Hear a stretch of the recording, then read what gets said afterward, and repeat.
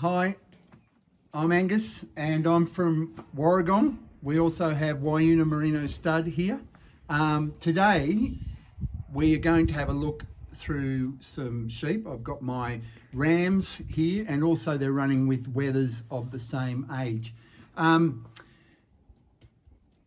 you get to Dubbo in August, we were hoping to get to many of the schools prior to the event at the end of August, but we haven't been able to obviously get to everyone, and it's a bit hard operating a business and also trying to help out with the weather competition, but this is the next best way. So at the moment I've just got my rams and wethers. So these guys are a similar age to your wethers, so I've got rams and wethers here together. So but they've probably been shorn a month or so later than your wethers. So your wethers might have about a centimetre or more greater length than mine do.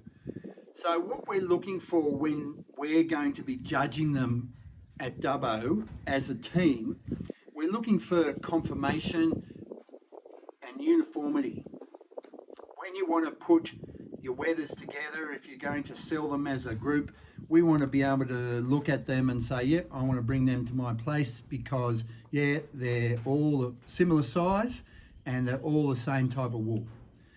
So when we're looking for a type of wool, yes, we're looking for a type that's either a medium or it's a fine wool, but we want them to have that similar style. So we want to bring them back to our place as a restocker, and we want to be able to make some money out of them. So you want to be able to put your teams, your two teams with your 6 wethers, your A and B team, together so that they're uniform. It's not always easy just choosing from 6, because you could have, and I realise they're all from the same property, but you could have 6 very different sheep. But in this day and age, we're finding that the weather's coming through, and we've had a look through them before they went to the schools, that we're getting a little bit more consistency through them. But there's going to be a few roughies, and they're going to obviously be in your B team. So you want to keep your first team even.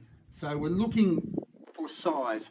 So size is always going to be a bit of a thing that people will look at first. It's not the be all and end all, but in regards to structure and their meat characteristics, size counts. So even in a restocker with the wool, yes, we're looking at structure of the animal and we're also looking at their wool. Okay, so when we're looking at their wool, we want to be able to judge whether we have, or you guys have, an even team. So with these couple of sheep here, I've got a ram here who's not particularly thick. You can see his nice pink skin there, but he has got very pretty, bright, well-styled, finish sort of wool.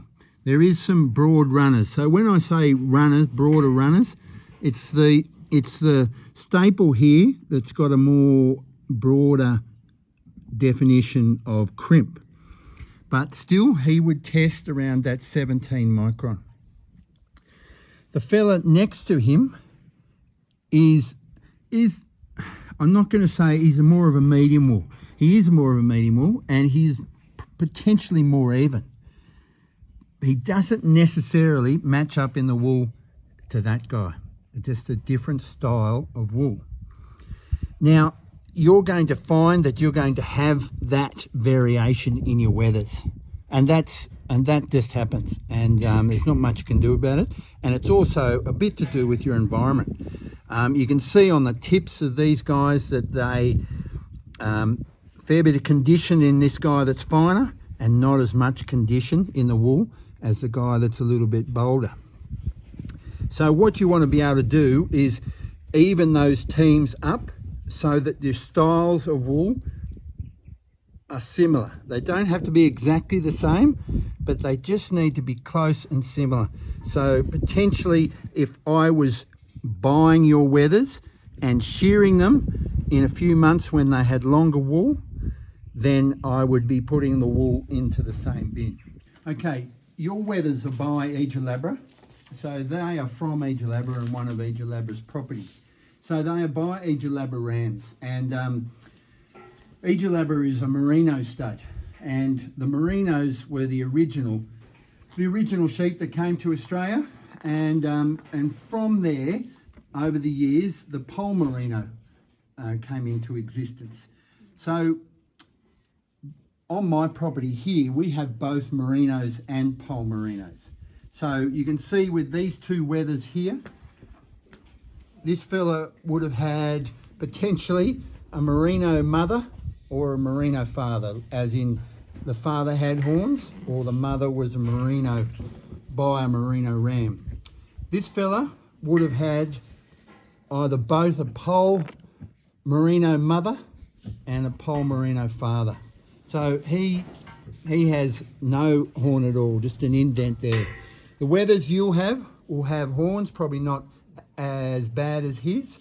They're more of a wether horn you'll have more of the wether horns that are down there. Again, don't worry if they're different in regards to putting your teams together. We're looking at them as a merino team, so we would expect to see horns of different shapes and sizes. Also, don't be concerned if you've lost a horn. It doesn't ruin the look of the sheep at all. You've just got to look after that area with a bit of Hibitane or some disinfectant, just to either keep the flies out of it and also just so it heals up. Okay, the other thing in regards to preparation of your wethers for Dubbo, your wethers won't be like this fella that's been having a bit of a rub amongst an old Bathurst burr that'd be out in the paddock somewhere, but is to give them a clean up. For showing show sheep, yes, we love to have a clean muzzle, and you'd be doing that now. And now that your wethers are getting quieter, you'd be able to clean their muzzles up prior to coming to Dubbo or at Dubbo. It's a bit of just soap, a bit of wool wash, or just soap and water can take a lot of that swint and dirt out of there, and they leave them with a beautiful pink and white muzzle. And also all this stuff around the eyes you'd potentially got, it all can clean out with just a bit of soap and water. If you're able to, when you get your sheep cleaned up and crutched, is don't take this top knot off. Leave the top knot on. It's for appearance wise, it's much better leaving top knots on.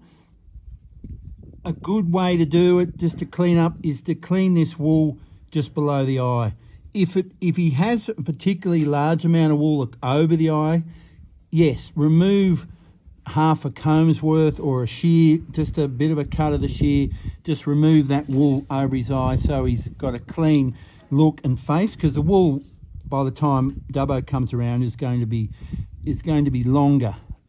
So just same with the shears here or a handpiece. Whoever you get to do it will know what they're doing, but is just to clean that area below the eye.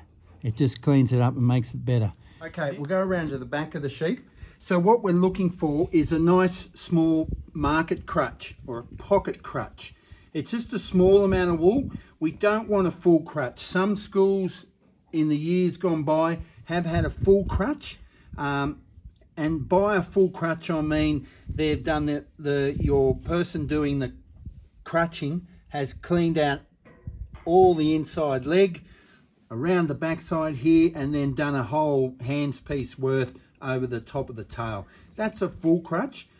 But what we're looking for Dubbo is just a pocket crutch, which is, I've got big hands, but is just really that size, the hand there. We're looking at that bit of wool in between my hands and his back inside of his backside. So we're just looking at this area here, and that's all that really needs to be taken out. Don't go too high above the tail. It's just a pocket market crutch. Okay, in summary, what we want to look at is getting our A and B teams alike.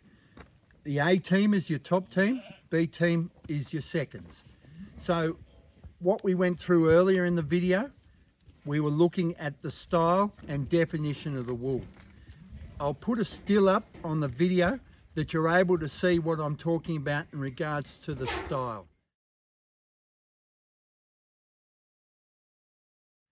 Your Wethers won't be like that.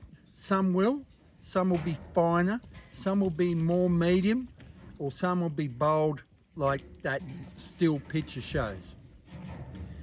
What you want to try to work on is keeping your teams similar. It's not always going to be possible to do that, but keep them as close as you can. The closer they are, the better uniformity as a team they are. Size, as I said earlier, is important, but as long as you can match that uniformity up, we'll be able to assess that as judges and make the decision on the day.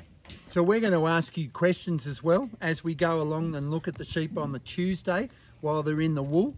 We'll be having a look at your A and B teams next to each other.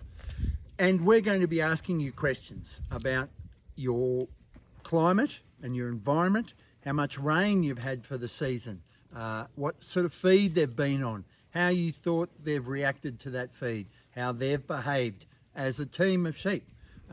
All this stuff's very important in regards to getting this as the Wethers as a resource to work for the school. Finally, we like you guys to ask some questions to us as well. On Tuesday in Dubbo, please ask us about how you can make your Wethers better or how we can make the competition better. We'd like to hear from you guys because we want to be able to make this even better as the years go by. If anything I've done today is a little bit confusing for you, there is nothing like a silly question. I'm happy to answer anything else. Please forward any questions you might have to Brooke and she will get in touch with me if she can't answer those herself. And I'm happy to either try to work in a video question for you with some sheep that I might have on the day, and we can go from there. But please be in touch. Look forward to seeing you in Dubbo at the end of August.